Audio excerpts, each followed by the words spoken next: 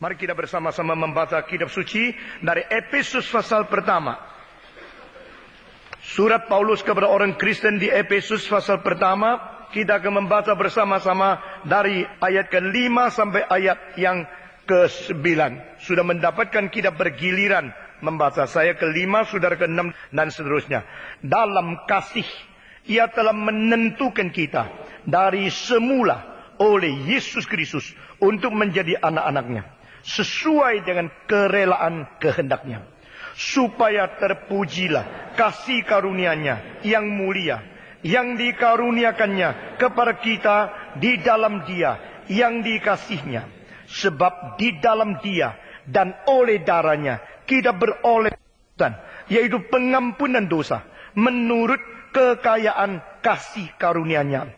8. Yang dilimpahkannya kepada kita dalam segala hikmat dan pengertian.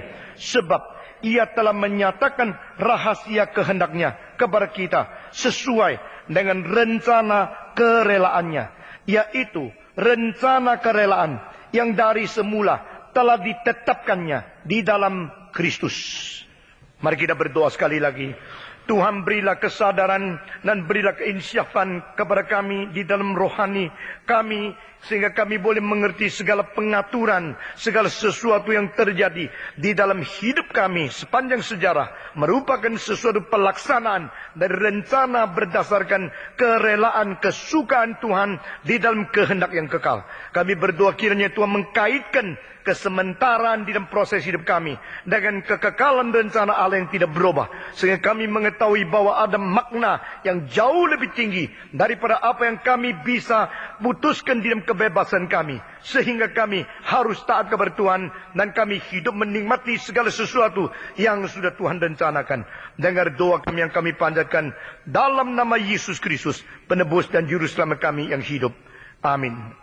Saudara-saudara, berapa hari ini gejolak dan kesulitan ekonomi di Asia Tenggara ini harus menyadarkan kita bahwa memang dunia ini tidak bisa disandarkan.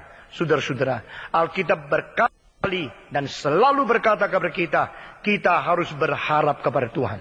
Orang yang kaya jangan sombong karena kekayaannya. Orang yang pandai jangan sombong karena kepandaiannya. Dan orang yang berkuasa jangan sombong karena perkasaannya. Inilah perkataan daripada Nabi Yeremia, bahwa dunia ini semua akan bergoncang. Dan di dalam Amsal Sulaiman dikatakan, uang akan terbang meninggalkan engkau dengan sayap yang engkau tidak kelihatan. Saudara-saudara, uang-uang itu akan bersayap dan akan meninggalkan engkau. Di dalam satu malam saja, mungkin orang yang paling kaya bisa menjadi orang yang hutangnya paling banyak. Di dalam satu malam saja, semua mimpi-mimpi yang besar bisa hancur sama sekali.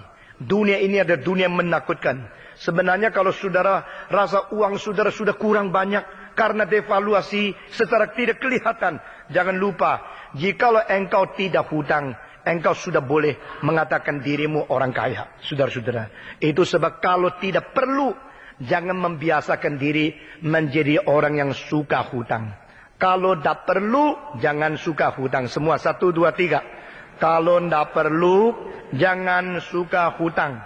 Sistem kredit dan sistem cara barat itu sebenarnya ada satu kelebihan, yaitu kita boleh langsung melaksanakan sesuatu tetapi mengandung bahaya-bahaya. Nah saudara-saudara, mereka yang terlalu cepat ingin kaya adalah mereka yang mencari kesusahan untuk menusuk hati sendiri. Ini firman Tuhan, bukan perkataan saya.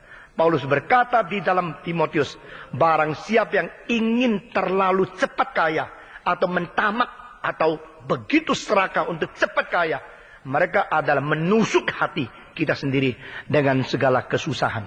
Saudara-saudara, berdoalah supaya apa yang kita dapat di dalam pelajaran daripada ekonomi ini boleh membuat kita lebih stabil pada hari-hari yang depan. Saya bisa membayangkan di dalam 2 bulan yang akan datang, ada sebagian orang akan bunuh diri, sebagian orang akan menjadi sakit atau gila, Ada sebagian orang yang sudah tidak mempunyai kekuatan dan gairah hidup lagi.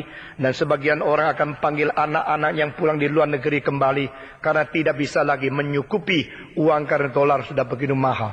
Saudara-saudara, banyak orang akan menjadi miskin. Banyak orang akan meninggalkan Tuhan. Banyak orang akan menjadi tawar hati. Dan banyak kerusuhan akan terjadi di dalam seluruh Indonesia ini. Saudara-saudara, biar kita kembali kepada Tuhan dan pegang tangan Dia. Karena hanya Dia yang boleh menjadi sandaran kita untuk selama-lamanya. Kita tetap kembali kepada ayat-ayat yang baru kita baca. Saudara-saudara, minggu lalu kita bicara mengenai apa yang menjadi rencana Allah di dalam kekekalan. Tidak ada satu orang berdasarkan kemauan sendiri kembali kepada Dia. Tidak ada seseorang dengan kemungkinan diri berencana untuk percaya kepada Dia. Saudara-saudara, yang ada pada kita adalah mencari profit untuk diri, mencari faedah untuk diri, mencari sesuatu yang menyesuaikan keinginan kita sendiri. Di dalam keadaan demikian kita selalu beragama hanya mau memperalat Allah saja.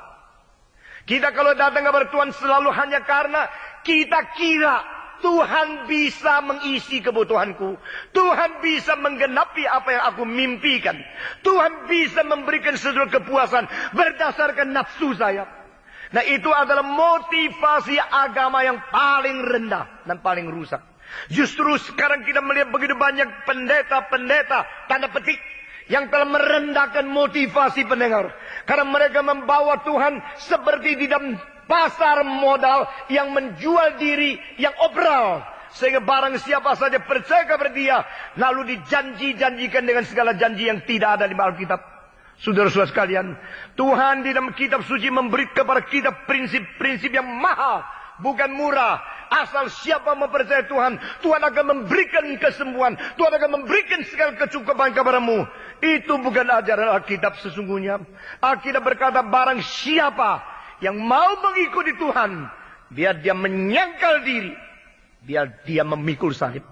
Jikalau seseorang tidak menyangkal diri dan tidak memikul salib, tidak layak menjadi murid-muridku. Ini perkataan Yesus Kristus. Sekarang kita melihat selama 10 tahun yang lalu, kita melihat semua Alkitab itu sudah diputar balikan dan dicomot-comot ayat yang dipilih, yang cocok untuk enak didengar oleh telinga manusia. Saudara-saudara sekalian, hari ini kita sekali lagi mau membawa manusia kembali kepada rencana yang kekal. Sehingga kita bukan melihat dari fenomena-fenomena yang kelihatan, tapi melihat daripada segala rencana yang tidak kelihatan, yang jauh lebih tinggi daripada pandangan wawasan kita di dalam dunia. Saudara-saudara sekalian, perbedaan dari teologi reform dan teologi injili yang dangkal adalah, saya bukan berkata orang injili semua dangkal. Ada kaum injili yang dangkal. Saudara-saudara, perbedaan teologi reform dan perbedaan daripada orang-orang injili yang dangkal adalah mereka melihat segala sesuatu dari wawasan antroposentris, manusia sebagai pusat, lalu dilihat daripada pengalaman manusia. Tapi teologi reform mengatakan tidak. Mari kita lihat segala sesuatu dari takhta Tuhan. Saudara-saudara, di manakah standpoint, di manakah sesuatu permulaan engkau mengerti dan melihat segala sesuatu? Waktu anak kecil masih belajar, dia selalu melihat segala sesuatu daripada senternya pada diri sendiri. Tapi pada waktu seorang makin mahir, makin berpengalaman, dia melihat segala sesuatu dari pengertian konsensus sejarah yang memberikan kristalisasi pengalaman-pengalaman yang bijaksana. Tapi orang Kristen Reform bukan demikian. Kita bukan hanya melihat segala sesuatu dari diri kita, kita bukan lihat segala sesuatu daripada kristalisasi kebijaksanaan yang terkumpul di dalam sejarah saja. Kita melihat segala sesuatu dari mata Tuhan yang sudah merencanakan seluruh dunia. Saudara-saudara, jikalau kita mempunyai pandangan bukan secara jauh, tetapi dari atas ke bawah.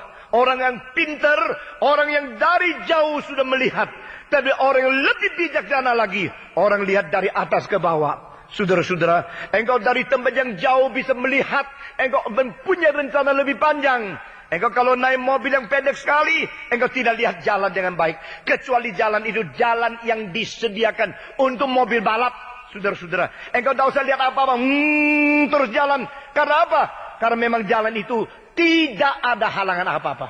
Tapi kalau di dalam jalannya macet sekali, lebih baik naik truk. Saudara-saudara, karena waktu engkau naik di truk, engkau tahu, oh 1/2 kilo depan begitu padat. Di situ ada mobil rusak. Engkau bisa lihat jauh sekali.